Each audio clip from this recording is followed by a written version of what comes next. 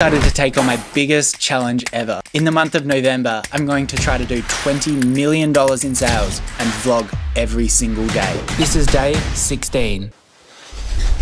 Alrighty, so today we are going to just do daily mentor sessions. We've got 6 hours of them. I'm going to be asking these $1 million founders to share the things that they wish they knew sooner.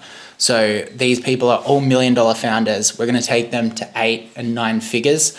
And also I'm just going to share, like I do with this Q&A. So people are just going to be asking me questions about the Oodie during these sessions, and we're going to riff. So basically this is a free daily mentor session. If you're a small brand, you can watch it and see what the challenges that are about to come for you. And then also if you're a bigger brand as well, this will be a taste of daily mentor. So Oodie sales, I'll give you an update towards the end of the day, but everything's going really, really well. So enjoy. How are we? All right, you? Fantastic. How are you? Doing good. It's starting to heat up here in Oz, which is good. It's starting to cool down over here. Very handy having that polar seasonality, to be honest. Like Northern Hemisphere, Southern Hemisphere diversification has been a lifesaver for us. Let's jump into it. So today, we can share something that we wish we knew sooner. I'm sure a bunch more people will jump on. Alternatively, just ask me some questions as well. So, Kurt, you got anything? Yeah, I think one thing I wish I would have done sooner is try to really think about how can I provide value to my customers in a different way, or thinking a little bit outside the box as like a holistic approach rather than just selling them more and more and more. I started a YouTube channel probably around a year ago, where a lot of questions that they had, I started making videos with them, just with a simple editor and people that wrote scripts and stuff. And being able to push that out via email, I feel like has created a totally different dynamic with my customers, which has helped.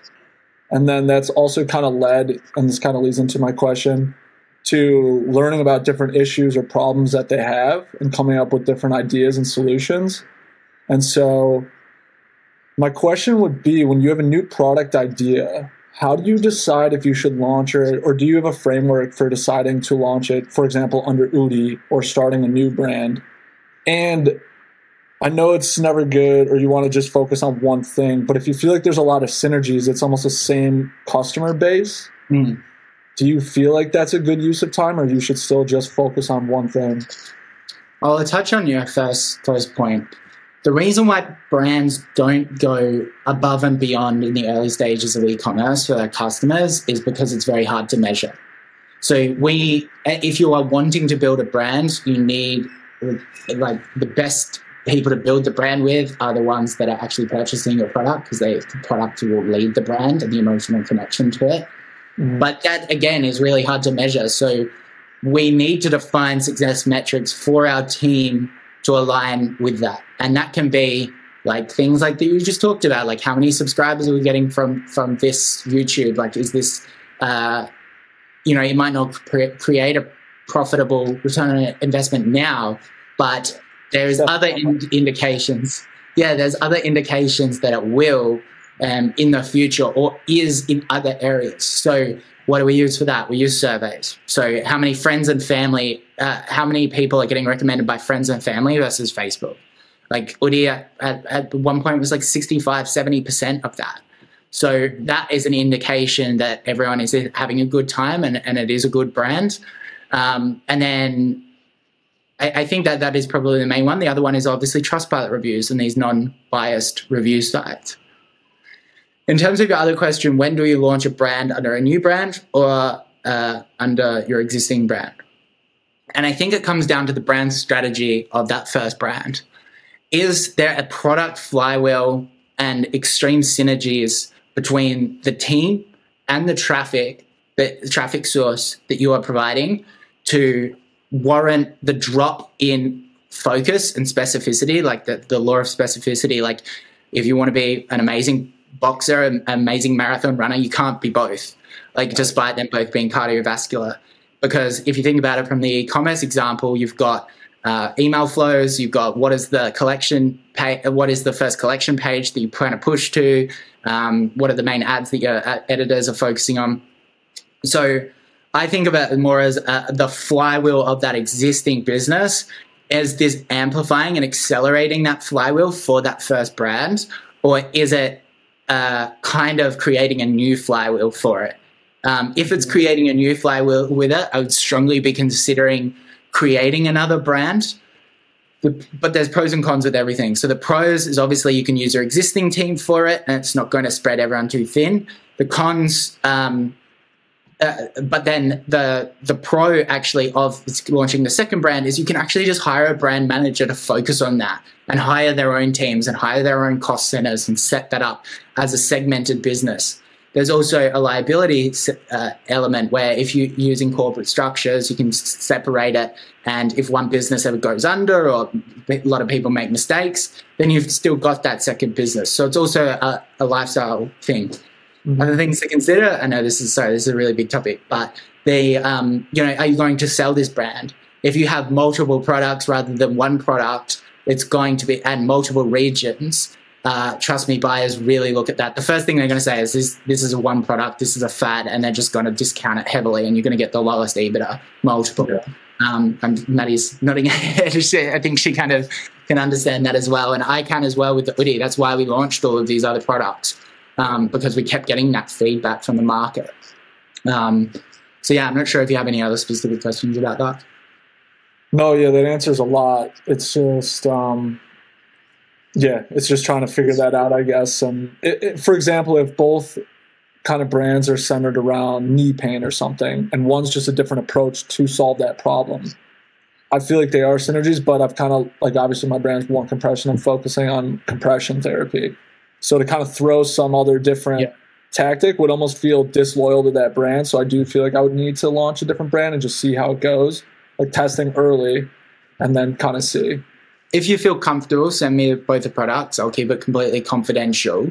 Because I know someone exactly in that niche, a similar niche, and they launched 4 products in that category. And eventually the first product got knocked off so badly that the other 3 products were doing really, really well for them. And one of the main benefits was actually the post-purchase flows as well, which was like everything logistically was in the back end, and they were just running like a 3 post-purchase upsell for all of those products that you already had. And operationally, it sounded way simpler, because remember, every day that you're spending setting up a new website or new operations is a day that you could be optimizing that existing brand. Yeah, that's what I was thinking, is the ability to cross-sell would be really helpful. And then also because the YouTube is kind of just broad about chronic pain in a sense, so that could also kind of utilize that and in a sense it's your own marketing. But and just to be really clear, the synergies of cross-selling products, I think, is largely overstated across most industries. If I didn't have that specific person that I know that's done really well with that in your niche, then I probably wouldn't be recommending it. But I've seen so many brands, like I've launched brands, so it's like, oh, they want this dog product, so therefore they're going to want this dog product. And it's like, no, they're going to go to the market leader for that, or they're going to go to Kmart for it. Just because we have their email doesn't mean that we can convince them otherwise. And it takes time. Like, it takes, like, for that dynamic to shift. It's not an impulse purchase. It's not like Facebook, where it's just like, okay, we show them 2 ads and they purchase. It's like, okay, we've convinced them through Facebook for this purchase because Facebook put them in front of someone that was really problem aware and needed that solution. Now we're trying to walk someone through the process of, hey, you didn't actually know you had this problem. You trust us already. And now can you buy this product? And there's not always those synergies. So it just takes a lot of time. For example, the Oodie, it's like, we sell a wearable blanket. You trust us with that. It's great. It's novel. And then it's like, do you trust us enough to buy pajamas from us? And that process of education and making sure that people know that we're a destination shop for gifting has taken a very, very long time. And it's finally starting to kick in. But I would say it probably took like a year or 2 years to kind of do. Interesting. Okay. Yeah, that's good. Good information. Mm-hmm. I believe that, actually. Yeah. Yeah. That'd be interesting. Cool. Maddie, you got any? I think, to be honest, I feel like I'm very much an observer at this stage. I'm still like wrapping my head around everything in Daily Mentor. Things I wish I knew sooner. I feel like it's been such a huge week of like everything finance related. There's definitely been, like, we've had our accountants basically just rip through the entire business. And I think that, like, so many mistakes on my part that I was just completely unaware of. I like went into this business so blind 2 years ago.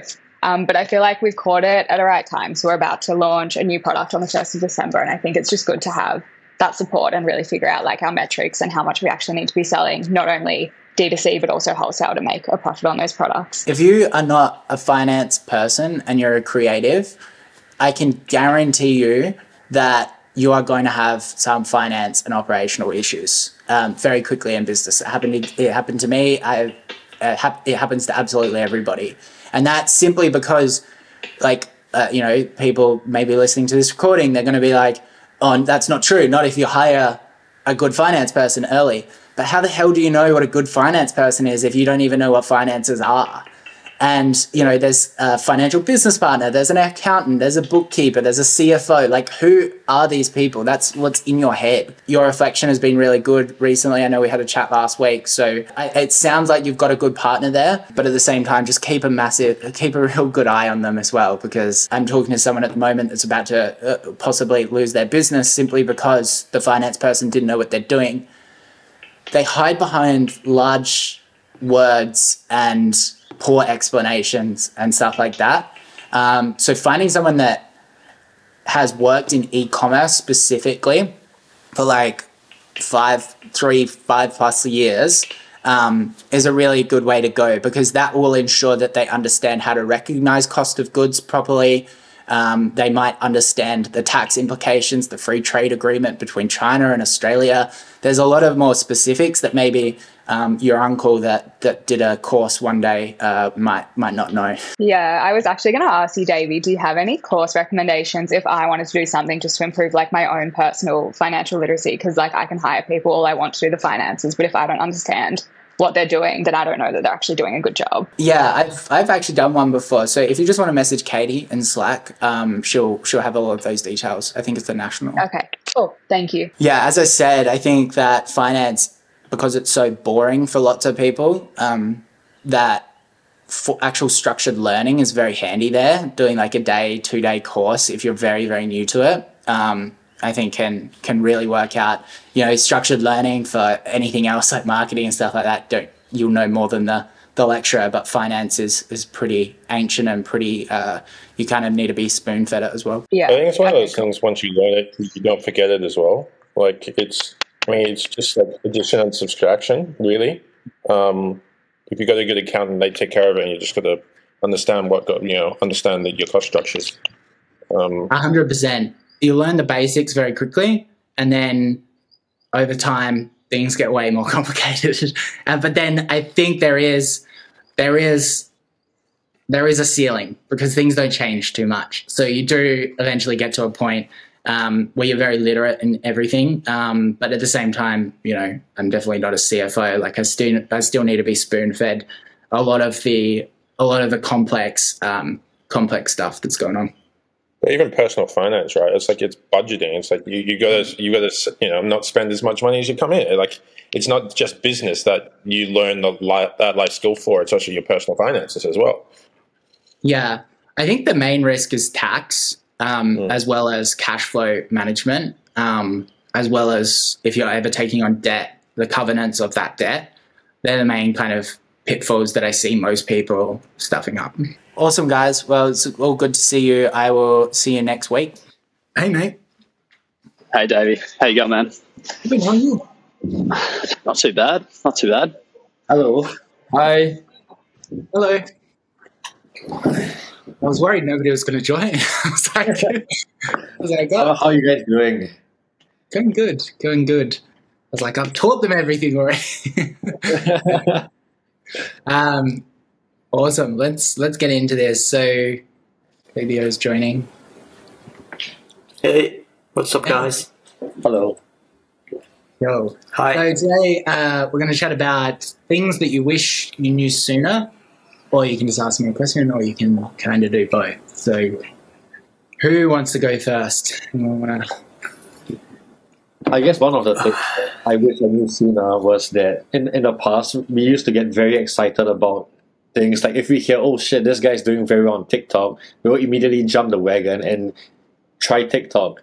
So there was once upon a time we were doing Facebook, TikTok, Instagram, Taboola, affiliates, Amazon, all at the same time. And I mean, the store was doing pretty okay. But when we spoke to other peers who were in e-commerce as well, they were doing much better than us. And we asked them, so what are you guys doing? And they said they're just doing like only Google ads. And we were like, what the hell? We are doing so many things and you guys are still like beating us. So after that, we changed our focus to master one craft at a time. And since we did that, our store has gone up like tenfold. Look, I think that is such a common trap. I did the exact same thing. I think a lot of people do. And the decision to start marketing on every single channel is largely a fear-based decision. And it's like, what if Facebook goes away? What if my Facebook ad account gets banned? Which, when you start to get to a certain scale, it becomes less and less likely. That's called the Lindy effect. The longer something's been around, the more likely it's going to be around for longer. So I think in those early stages, I think you really need to be quite focused on picking one channel, and the channel that you focus on, can't just be based on what someone else is doing. It's industry specific and it's product specific. So Google, for someone doing really well on Google, if you're requiring to educate the consumer and capture people that aren't just looking for that product category, chances are Facebook's going to be the biggest and best channel for you. So I assume you landed on Facebook and that's what you're focusing on now? Yes. Exactly. Before... that was going to be my exact answer as well. Like, instead of focusing on extensity, focusing on intensity towards like one channel and doing things with excellence, basically. Where it gets in terms of focus is, okay, yes, we're focusing on perfecting that channel so we can maximize spend through that channel. But what about the complementary side of things for us, such as email and CRO? And making sure that they're dialed in, and even just like things like customer service and operational costs so we can spend more on Facebook. That's where I think, we can't just focus on the acquisition side of things. We need to focus on that to support that main channel. Yes, for sure. But thankfully, we've been doing the customer support and CRO side for a while now, so that side is good. Yeah. Any questions for me, Darius?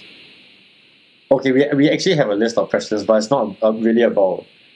I guess one question is, how do you...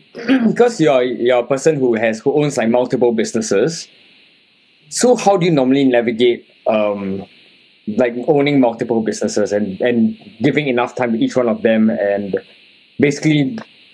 Because we don't want to... Because now we're also thinking about obviously starting other businesses, but we don't want to be, for example, focusing on one, and then our original store starts to go down. We don't want any of that to happen. So how will you normally navigate that? Again, largely the decision to launch a new business is a fear-based decision. That this business is going to be stripped away, or this business doesn't have the longevity to grow to the point where we want it, or this trend is at its end. And that may be true. I'm not saying that if I never launched the Oodie and just stuck with my first business, calming blankets, I wouldn't be probably here today. So there is always a time and a place to diversify, but it's going to cost your first brand. And you need, there is a good chance that it's better to sell that first brand if you've lost interest. Alternatively, you need to ensure that you can afford to hire someone that is going to be strong enough to lead that business and manage the cost centers and incentivize them as a founder to make sure that it continues to grow. That's probably the only time that I would launch another brand, is when I can kind of do that and give my all to another one. That being said, if you do have, two brands that are doing 1 to 3 million, that's manageable, I think, with one founder. I know people that just do that by themselves with 1 or 2 freelancers. But that being said, as soon as it grows, what if they both grow? You really want someone kind of obsessed and thinking about the brand nonstop. You can share resources like finance and HR, but not share other resources like marketing and operations. Okay. Okay, very very interesting. And normally, if let's just say you want to hire that one person, who would that be? Like the person who helps you to run that, like your first Great store, for question. example. Great question. My now go-to for e-commerce brands doing under 3 million that I want to launch a brand, I generally make sure that they can cover one of the existing cost centers to ensure that it remains quite profitable. And generally what I lean towards is performance marketing. So because they generally are quite data oriented. Now, not all performance marketers are going to make good founders. There's so much more to it. But that being said, if they do have the rest of the quality traits, like they're extremely ambitious, wanting to learn lots of other things, very business orientated, could be a good leader, and then they also have the media buying, you know how much that that understanding of arbitraging traffic leads into all aspects of the business as well, like understanding cost of goods and those kind of things. So I like to train kind of brand managers from the ground up, from initially being a media buyer and letting them run the ads initially. And that if it was a $10, $20 million brand, I wouldn't be suggesting that. Like in the early stages, because you want to keep it profitable so you're not burning cash, I suggest that. But as soon as it gets to larger, it becomes more about people management, operations, understanding business strategy, those kind of things. Understood. So it's basically you build up your media buyer into like obviously handling the creative side of things and just building him up, and eventually if he or she becomes like in the position where he can be a brand manager, then that person is who you would delegate that first business to. Yep, that's what I've learned from multiple failures, but also some successes as well. Okay, very awesome. Thank you so much, Davie. No worries. And an amazing person that's an amazing brand manager and can manage media buyers is going to be better than a poor media buyer in a brand manager position, right? But it is all dependent on hiring A players as well. Cool. Maybe did you have anything you wishing? Yeah, I wanted to ask you something actually. It's pretty on point on what you just mentioned of the decision of launching new products, new brands, based on fear or based on missing out. I think I'm right at that point now. Early this year, we launched, mainly it was of course my decision to start launching more products, more brands. This right now, like when everything's coming, like different product, completely different product, one from each other, and we're in the position that okay, in the operations we can handle it, but it's like so much work for marketing and for focusing on what product to sell, and we are not selling enough. Like we actually have a surplus of inventory, and the warehousing cost and everything, like it's not going out as I imagined it to be. Like I said, okay, we bring all these things that we really don't have a lot of experience selling, and well, we have been selling other things, so it will be easy, right? And I feel like it's not going quite as planned. It's not like critical, but it's hurting the margins. And of course, the opportunity cost is big because I have all the money in this. I have like 300K in inventory of different things right now, like all together. So what's your like framework? Like the situation is this right now, right? The best thing to do was to avoid this situation, but now I'm here with these multiple products, multiple brands. What would you do? What would be your strategy for getting out of this kind of hole? They are good products. They are high quality products, but what would you do? Step one is know what you want. What do I want to achieve out of these businesses? Why do I have 3? Why do I have 4? Is it because I want a diversified income stream? Do I just want to be really busy? Do I want to be spread thin? Like, what is the reason why I'm doing this? is really instrumental. Second is then saying, what do I predict to happen to each of these things? And if you're just like, oh, all four of them will eventually work, you're delusional. You're lying to yourself, because they won't. Yeah. It's very, very difficult to do. And I think the strategy, like once you know what you want and you've made some predictions, you need to live and die with those predictions and not half commit, and commit to the strategy and the prediction that you've made.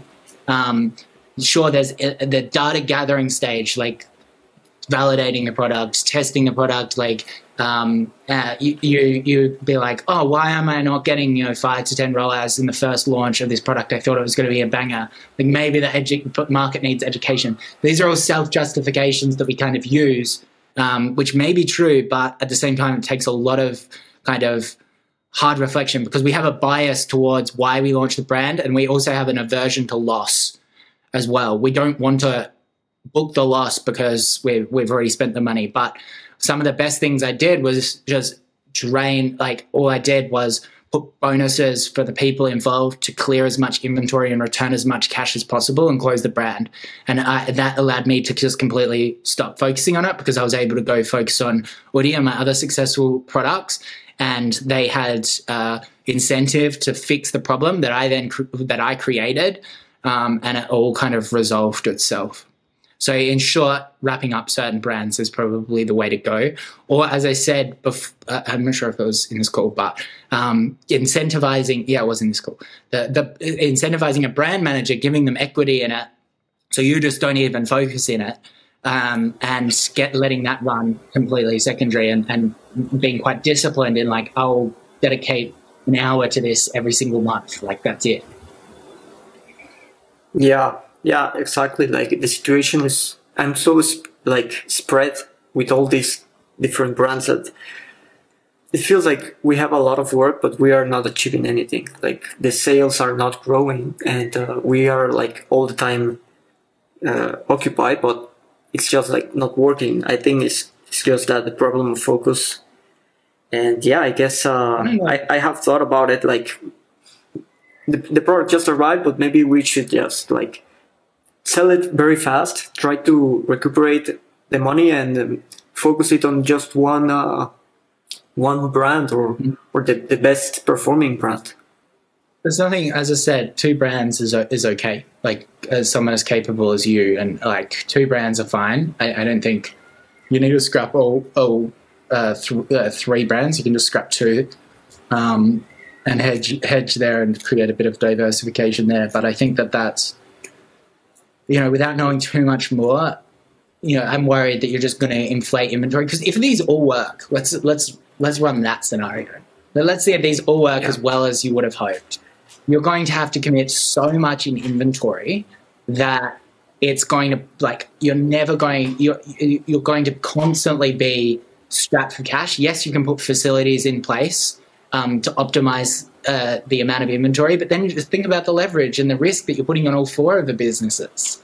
And it's just like, and then one of the main things as well is you're not present. Like you need to be present in the decisions that you're making and get the reward feedback and understand the cause effect of those decisions that you're making, so you can continue to make good decisions. It's like, we're doing this email strategy over here. You don't even look at the dashboard and the results, because you're going to fix this problem and the smallest brand that you really, really want to work. And that's 1, it's not fun, and 2, it's not good for learning. And that brand needs a leader.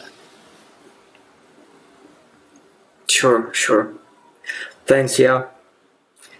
I think I'll in terms of clearing inventory, I've obviously done a few strategies there. You can obviously go to some discount warehouses. You can go to retailers, try to clear that. But honestly, I've never seen as much success as just really discounting the brand on the existing sales channels. You had the hypothesis that it was going to sell there. There's already awareness on those channels, and you can generally just clear it really aggressively on discount. And just make sure you can cover a bit more than advertising costs and a bit more than shipping costs. But consider all of the other costs as a sunk cost. But again, if it's not urgent and a rush, you can actually be a bit more patient about that. Yeah, it's not urgent. Yeah, I think we can clear it, trying not to lose money. I think you have your answer there. Yeah. Thank you. Steve? Hey man, I had like a top level question, which probably feed into my other question, but do you have any insights on like how good Facebook checkout and Instagram checkout are in the US? Like the in-store, you know, like TikTok shop kind of thing that they've got in the US, but we don't have it in Australia yet. I haven't heard anything about it. I doubt it would be that dominant, to be honest. I know ShopPay is enormous. It's like ShopPay is essential, but and Apple Pay is essential, but I haven't heard much about the others. Are you talking about a payment method or actual Instagram shops like the payment method where you don't leave Facebook and Instagram to pay? Yeah. Sorry. Yeah. No, I misinterpreted that. Look, the true beauty of TikTok shops doesn't seem to be the ability to check out in the platform. It's the incentives and the visibility that creators now have it's basically just become an affiliate platform. So that's where the value comes. And if that works, then Instagram shops will copy it, and it will be instrumental. But right now it's not instrumental. Okay, cool. That was potentially going to be my wish I'd done it sooner. Like we don't have a US company at the moment. We're just doing everything separate, which has a few like downsides with TikTok shop and that kind of thing. I think you need TikTok shops of all people. Your brand is great for that. Okay. All right. That's good to know. Hey guys, I've got a hard stop, so I'm going to have to jump off. Thanks for your time. Bye. Thank you so See ya. much. Bye. Bye, everyone. How are we? Good. Yes. I like the hat, Jesse. So I got concussed yesterday doing jiu-jitsu, but other than that, I'm feeling all right. Acquisition.com, I love it. So you got the limited edition book, is that right? Yeah, I got 3 of them. I gave them to my mates. That's awesome. Oh, he's a beast. Yeah, he's incredible. Absolutely incredible. His crystallized intelligence is amazing. His ability to communicate is incredible. So it's really good. Incredible. Sweet. Let's get to it. Who wants to go first? If everyone could just mute, that would be awesome. And let's feel free to ask me questions. Can I go first? Yeah. So I am planning to launch my Black Friday today. Essentially, I didn't really have like an email strategy in the entire year. I've been sending to my engaged audience only. Would you say I should still send a blanket email today to everyone? I've never done that before in the past. I've only ever sent a Black Friday email to my engaged audience. Do you think that's...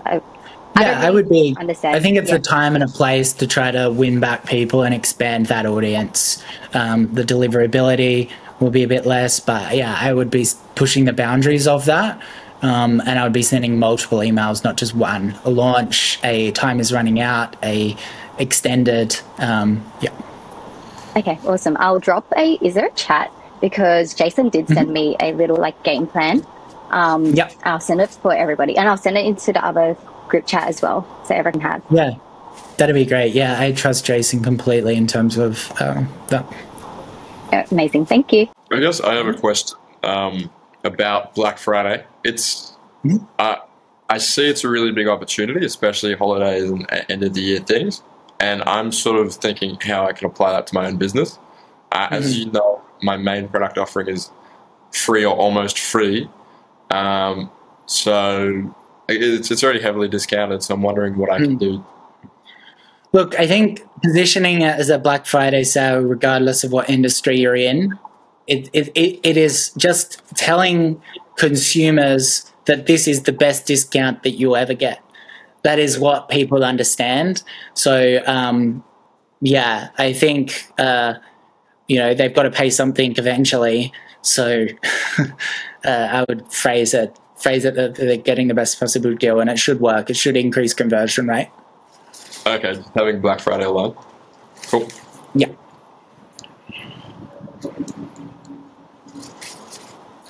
Just going down along the lines of Black Friday, we all know that, it's coming, and it's that universal language of buy, buy, buy. But do you think there is a perceived risk in starting Black Friday sales too early? the timing of Black Friday sales is largely based on your competition and getting in before people. And I do believe in that. And I think you want to get at least 7 days where you are running ads to your competitors saying that this is the Black Friday and capturing those customers. So I like to go very early, always have with the Black Friday sale. And I think for outdoor play, it's a good option as well. Thanks. Davie, do you have any thoughts on doing, because we're doing our hype campaign for Black Friday through Facebook and Instagram. What are your thoughts on doing Google kind of hype advertising? Can you describe what you're kind of suggesting? Yeah, so for example, for Facebook, we started running ads in the lead up to Black Friday sale on now. So we're doing stuff like get your carts ready, creating hype so that people are starting to. The whole objective is to capture as many leads as possible, like leading them to a landing page, getting them to sign up. We're doing that largely on Facebook and Instagram. We haven't done it for Google AdWords before. Do you have anything like? I don't think that will work simply because unless it's like display ads, and then even then the leads that you're going to get from them are pretty low. But for Google search, we're doing demand capture, not demand creation. So, but that being said, I've been wrong before, so test it. I think. Let me ask you this: how confident are you in tracking what you're spending on creating leads at the moment to a return on ad spend? Right now it's clear when we're doing it through Facebook and Instagram or Meta, but I'm not as familiar with Google, so we're using an agency to do that. But the question came up as to whether or not we should apply what we're doing in Meta to Google, so display ads, so when people are searching for example, our product lighting or Lego lights, that they're actually seeing these display ads advertising them that a Black Friday sale is coming. Yeah. So what's your so you know what your cost per lead is? Do you know what the return on ad spend so far has been for every dollar spent on those leads? No, not all, because the sale hasn't started yet. So normally that's probably what I'm trying to get to. Is that you are now creating risk in your business that you're not going to get a return on this. And agencies love pushing it because they're like, oh, look, we've got 10 cents leads. And it's like, okay. And then you launch the sale and not one sale tracks back to Facebook.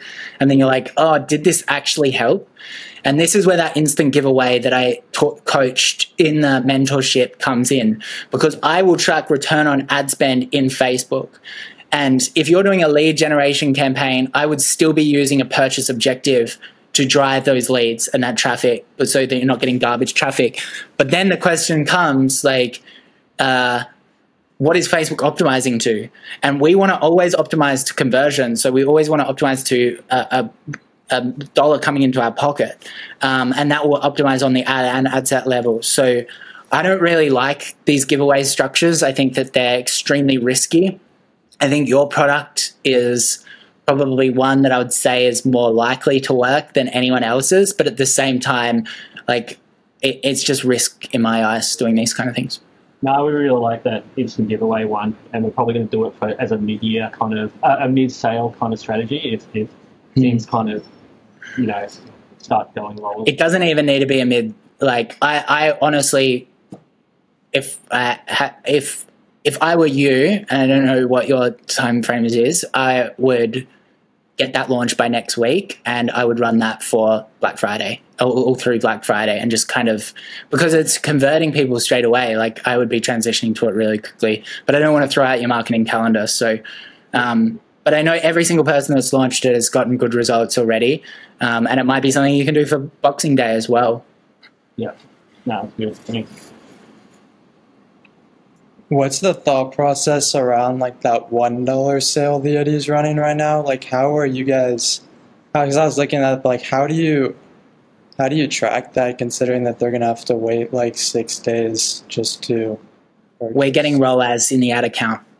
I see. Which is fascinating. I didn't expect it to work either, but it's doing well. we actually broke Shopify's checkout, which I've never seen happen before. We had 180,000. We had 180,000 people on the website at one time.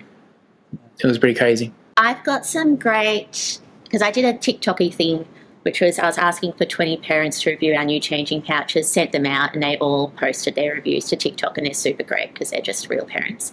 And I was just trying to think about featuring them on our website, because currently we don't really feature UGC on our website. Am I best off to use something like Tolstoy on the product pages, or to put it in the actual image carousel-y thing itself? Yeah. So, sorry, just repeat the question. Oh, best way to feature the UGC videos on the website. Yeah, so I don't have an exact answer for this, aside from whenever you're making changes to the website, it's best to split test it. Our UGC, I believe it still is through our review platform, Okendo, and that's where we're placing it. But I do believe we've also tested having these videos as like almost like a carousel, like I think what you're talking about there. I don't know how not many people scroll even halfway down the website, so it's not hugely useful there. The best place to use UGC is in the Facebook ad account and the TikTok ad account, and also reposting it on your ad account, on your pages, which I'm sure you're doing. So not a clear answer aside from maybe try to find someone that you know is doing really great CRO and confirm that they've got it on there before doing it, because otherwise there's a reason why the Oodie might not do it, because it maybe doesn't drive conversions. And then when you're ready to implement, split test it. So have you done split testing on your site yet? No, I did see in the calls this week,